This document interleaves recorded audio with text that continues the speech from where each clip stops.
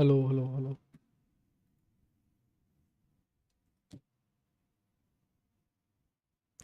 I have come live early a little, not because I'll leave early, I'm just trying to get people in before I start. Uh, Give me an audio check.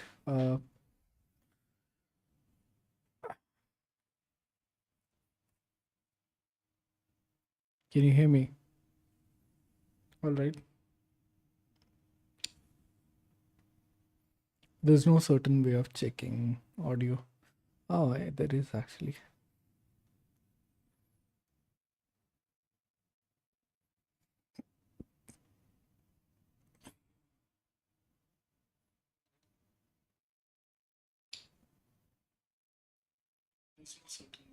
Okay. Audio is good. Audio is good. Okay.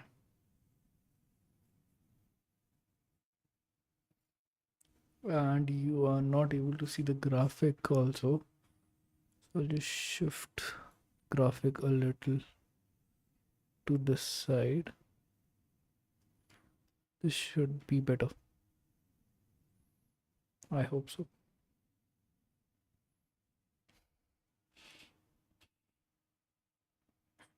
Okay.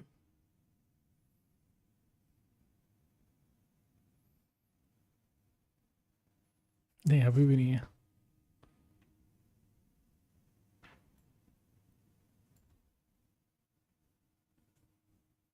अभी better रहेगा. Okay.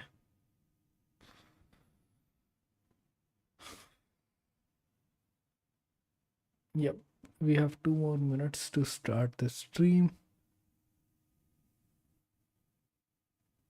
I hope the chat works. All right. We'll start in 1 minute. In 1 minute that I have, I'll just share what I'm reading right now. This, a book written by Alan Cooper, David, Robert, Christopher. A very heavy book, conceptually and weight wise as well. So maybe sometime we're going to discuss this as well about face. All right, let's start. So now that we know about the 3 levels of human processing, which is visceral, behavioral, and reflective, and we also know about the 7 stages of action, we are going to classify. this, this will have to be edited. Okay. So we're going to now classify in what level of processing is belongs to what stages of action. So the 7 stages of action from goal to the world and back can be divided into 3 categories. So how we plan and we comprehend if the plan went well, even the decision of the plan, rather the goal, is reflective. Oh, my camera is there. My bad. Okay. So yeah, the plan and the comparison and the goal, all 3 things are decided by the reflective level of processing. The specifying of the steps and the interpretation is given by the behavior level. The performing of the action and the perceiving is visceral. So when you do something that you do not do with your conscious mind, and when you perceive, that is also not from your conscious mind, it is subconscious, it is visceral.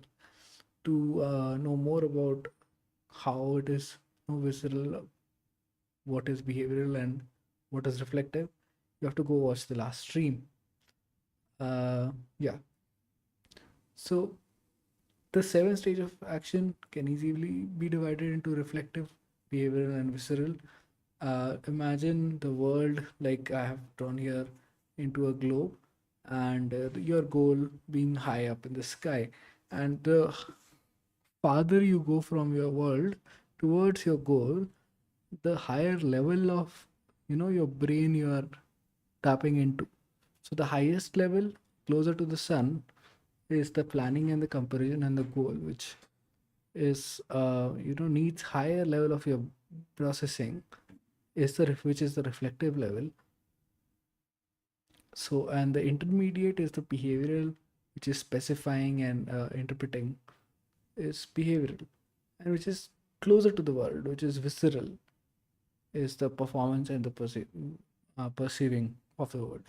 So the things you do to the world and you perceive to the world are visceral, which is closer to the world basically. Okay, so that's seven stage of action and three levels of processing. Now we'll talk about immersion and state of flow. Meet Mihalia. I can't even say his name properly, but he is the guy who has written about flow and psychology of happiness. This book that you see on my screen right now, he has written that.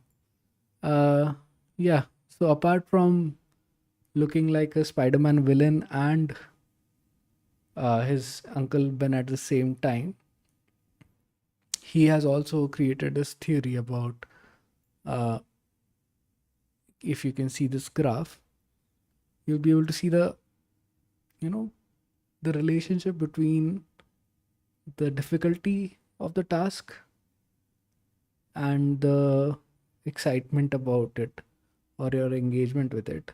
How Dawn talks about this in flow state is, yeah, the flow state occurs when the challenge of the activity just slightly exceeds our skill.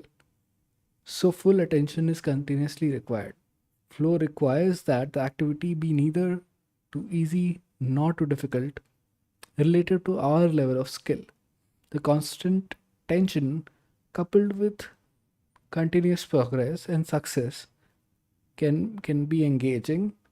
Immersive experience sometimes lasts for hours. So, according this flow state, the easiest way to immerse someone into your experience is giving them tasks which are easy enough to, not to be too difficult and not to be too easy. So they are flowing somewhere between the three levels of processing, and it engages them. They are, in a flow state. So yeah, that's immersion and flow. Now, people as storytellers, right? So this is one of my favorite topics actually, uh, because this emphasizes that people just make up stuff. People, if you don't give them data about an environment and they have seen an outcome and they see parts of what the story might be, they fill up things, they spice it up, not necessarily spicing it up, but also just making stuff up, which might not be true, is just based on their pattern recognition. The example that I'm going to give for this whole section is, let's say you break something as a kid at home, one plate that this for some reason is broken at his home, and the mother is asking the child for answers, answers of, oh, how is it broken. Because there is something at risk for the child. He's nervous, he doesn't want to lie, but he might be thinking about what should I answer so that I don't get beat up. But that time that he's taking to think, the mother can fill up the story and create her own story and be angry about the story and start beating up anyways. So yeah, so you should give clear conceptual model about what your product is going to do, and the absence of information from your product is going to impact the conceptual model, because people are going to fill up those gaps and people are going to make stuff up to, you know, make sense of the system, make sense of the story, because people are storytellers. And if the conceptual model that they create, the story that they create about your product is not accurate, uh, it might just harm your application experience. Sometimes it might not, but there'll be cases when the user can commit errors, and in that case the whole conceptual model breaks down and the experience becomes very very sour. Actually, we talk about this in the next few sections. Right, so this happens in gaming a lot. Hello, Ritik. uh, okay, no shout outs. I'll focus on the what we are talking about and then we'll respond to comments. Right, so blaming the wrong things. A lot of times when we are playing video games, and when my teammate, for example, is playing well, you just ask them, oh, what is your PC spec, rather than saying that, oh, this is a skilled person I'm playing with or playing against. You say, oh, they must have a good PC, they must have a good monitor, they must have this or that. In fact, let's say if your students that in your college, let's say if there's a kid who's doing well in his exams, you just say, oh, they have this, they have that, I don't have it. So it's just what they own which is doing. So you don't, when someone is doing good, you give credit to the wrong things. The same thing about uh, when it comes to yourself. And if you are doing bad, you tend to blame yourself sometimes, actually most of the time, which is not good. And what happens in terms of software is, let's say there are 100 people in your office, and you all were trained to do something, and you did a mistake, and you'll blame yourself. You'll never blame the software or the system at first, because you were all trained, and that was the norm for the longest time.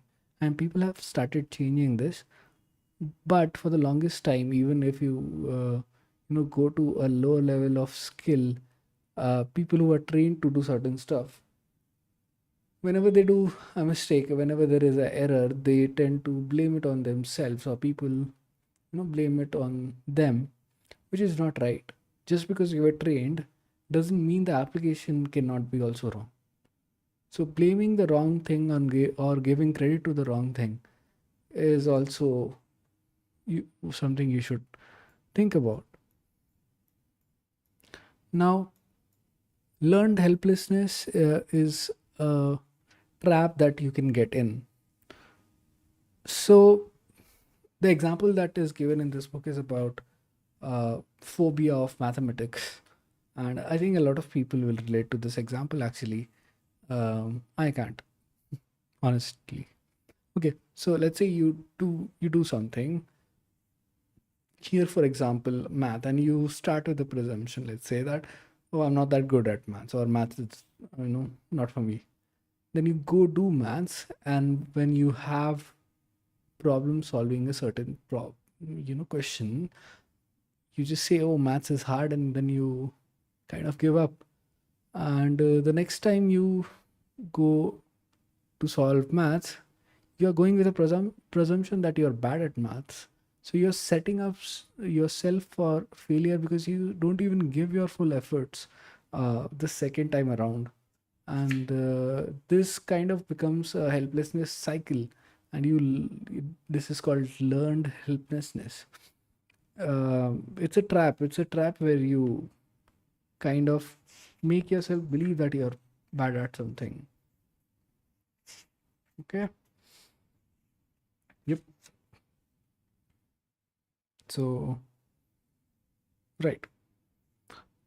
The next few topics, I'm going to just like create a gist or give you a gist of the next few topics. We're not going to discuss them in detail, which is positive psychology, which is opposite to the learned helplessness. Positive psychology, just as we learn to give up after repeated failure, we can also learn optimistic positive response to life. So you should remove the word failure, and instead you should say it's a learning experience rather than saying it was a failure. And that's how you replace. And you can say to learn is to fail is to learn. And the basic idea of in the company idea, they say fail often, fail fast, so that you can get the tricky parts soon. Because the later you fail, the bigger the impact is. The earlier you fail, it is okay to fail early, because you still have time to correct. So it is better that you fail as soon as possible, so that you can correct it. Yeah. So yeah, here in the book, he has also highlighted that failure is an essential part of exploration and creativity. So this is about the positive cycle rather than the negative cycle. If you go into the negative cycle, which is the learned helplessness, it can be very crippling. But you can train yourself or train the user to say, okay, failure is not that bad. You can apply this to your actual life as well, not just product design. And it's about falsely blaming yourself, or assuming that, okay, I am the one who is at mistake right now, rather than saying, okay, this might be a mistake in the design. So here I'll justify it in a very small manner, that we always expect the user to be trained and to get used to an application or a product, and to him to understand the product, to him to learn the product. But that is not how it should work according to Dan. How it should work is machine should be, molding into an application or a product which understands human and puts effort in to working with the human rather than the human doing it the other way. It is the designer's job to actually do it. Create a conceptual model, give feedbacks at the right time, give signifiers at the right time. You design your best version of your application so that the user has to give the least amount of efforts to get to what he wants to do. All right, now these are the sections which are discussed, but the one section I'm really excited about is the seven stages and seven principles. So there are seven stages of action, as we know, like, from goal to plan to specify to perform uh, on the world, to evaluation cycle, which is the perceiving, the interpretation, and the comparison. So the execution cycle and the evaluation cycle. So these two cycles can then also, and the seven stages can also be written in this form. So the goal is, what do I want to accomplish? The plan is as what do I do now? And to perform is how do I do it to the world. Now, in the reverse order, uh, perceiving is understanding what is happening. To interpret is to give meaning to what is happening, like assign values that, as we had discussed in, I think, the second stream, no, the third stream. And to compare is to check if everything went okay. Now, this whole cycle can be divided into two parts. And the first part, which is the left part of the plan, specify, and perform, is called the feed forward. And the ones to the right, which is perceiving, interpretation, and comparison, is the feedback loop. So there are two sections. And using the insights from these two diagrams and the 7 stages, you actually can make 7 principles. Now, don't misunderstand that these directly translate from, okay, there's a principle which directly relates to perform or specify a plan. No, no, no. It just happens to be that, okay, 7 stages that we have noted down, they give you insights about 7 principles. That's just a coincidence that the number is the same. They don't directly correlate. So the 7 principles that you come across in design, which are derived from the insights from 7 stages of action, are discoverability, conceptual model, affordance, signifiers, mapping, and constraints. Discoverability, uh, discoverability is basically what actions are possible and what's the current state of the product. Feedback is basically information about the results and of also, sorry, did I say no? No, current state is about discoverability. Okay, the information about the results of the action, the current state of the product is also a part of feedback. After action have been executed, it is easy to determine the new state, and the feedback is good.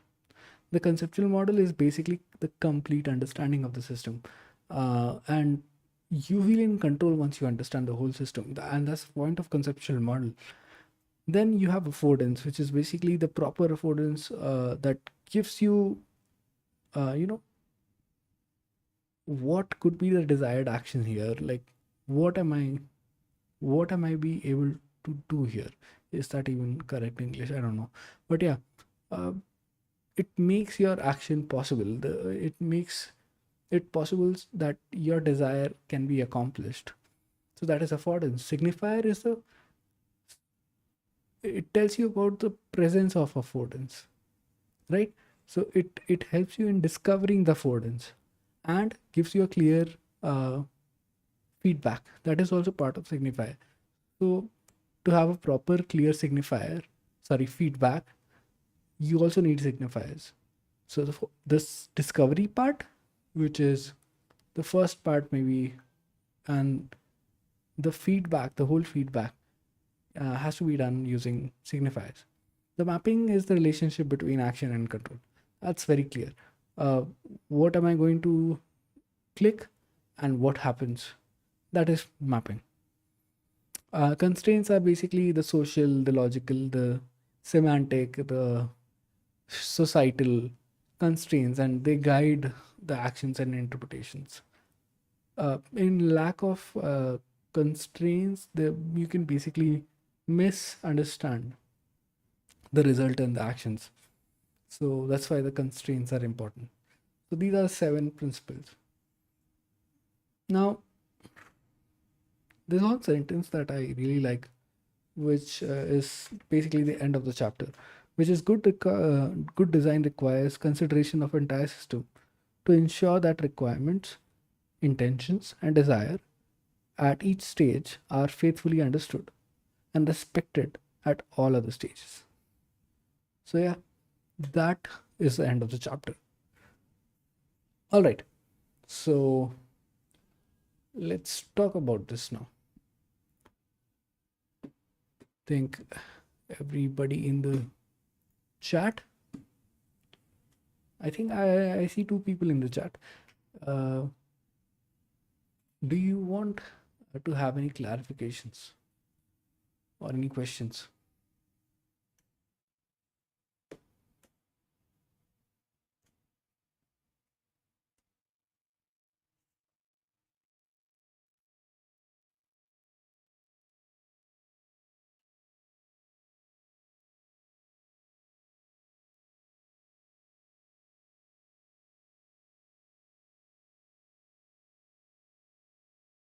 All right, I don't see any questions. Okay, so it would be really helpful if whoever is watching the stream right now, if you haven't seen this video, go watch this video that I'm putting in the chat right now. Put the link in the chat, and also there's a small request. If you want to support the channel, uh, there's something I offer you in exchange. So if you want to support the channel and you need guidance in terms of anywhere in the career, if you're a designer, if you want to be a designer, if you want to get better at design, or if you want to get better at, say, reading books, uh, I can help you out. You can have a one-to-one session with me, and all you have to do for that is contact me at my email address, contact.rishikjha@gmail.com, and you can ask me any questions on a one-on-one video call, and you can pay a small amount to support the channel. So yeah, thank you so much. Thank you so much for watching. I see a lot of people have joined right now. You can still watch the video. I'm ending the stream for now. Good night.